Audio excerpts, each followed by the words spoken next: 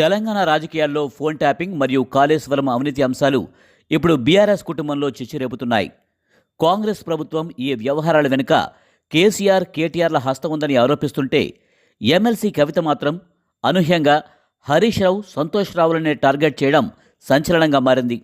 రాజకీయాలతో సంబంధం లేని తన భర్త ఫోన్ను కూడా ట్యాప్ చేశారని, సొంత మనుషులే వైరస్లా మారి తన ఎదుగుదలను దెబ్బతీశారని ఆమె చేసిన వ్యాఖ్యలు పార్టీలోని అంతర్గత విభేదాలను బట్టబయలు చేశాయి. గత ప్రభుత్వంలో కేసీఆర్, కేటీఆర్లకు తెలియకుండా ఇంత పెద్ద ఎత్తున నిర్ణయాలు జరిగే అవకాశం లేదని విమర్శకులు భావిస్తుండగా, కవిత మాత్రం వారందరినీ వెనకేసుకొస్తూ తప్పునంతా హరీష్ రావు, సంతోష్ రావులపై నెట్టడం వెనుక పెద్ద వ్యూహమే ఉన్నట్లు కనిపిస్తుంది. ఈ ఆరోపణల వెనుక కేటీఆర్కు పోటీగా ఉన్న హరీష్ రావును పార్టీ నుంచి ఒంటరి చేసే ప్రణాళిక ఉందా అన్న అనుమానాలు వ్యక్తమవుతున్నాయి. కాళేశ్వరం ప్రాజెక్టులో అవినీతి జరిగిందని అంగీకరిస్తూనే దానికి కేవలం హరీష్ రావుని బాధ్యుడిగా చూపడం విడ్డూరంగా ఉందని రాజకీయ విశ్లేషకులు అంటున్నారు.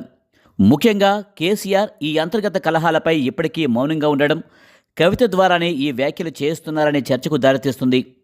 గతంలో మంత్రి కొండా సురేఖ సినిమా తారల ఫోన్ ట్యాపింగ్ గురించి చేసిన వ్యాఖ్యలపై కేటీఆర్ కోర్టుకు వెళ్లిన నేపథ్యంలో ఇప్పుడు కవిత స్వయంగా ట్యాపింగ్ని ధృవీకరిస్తూ బాధ్యులను మార్చడం బీఆర్ఎస్ పరువును నడిరోడ్డుపై నిలబెట్టిందని విమర్శలు వస్తున్నాయి. సిట్ విచారణలో ప్రభాకరరావు ఎలాంటి నిజాలు వెల్లడిస్తారో అనే ఉత్కంఠ మధ్య కవిత చేసిన ఈ సంచలన వ్యాఖ్యలు రాబోయే రోజుల్లో ఎలాంటి రాజకీయ మలుపులు తీసుకుంటాయో చూడాలి. ఈ వీడియో మీకు నచ్చినట్లయితే లైక్ చేయండి, షేర్ చేయండి, కామెంట్ చేయండి.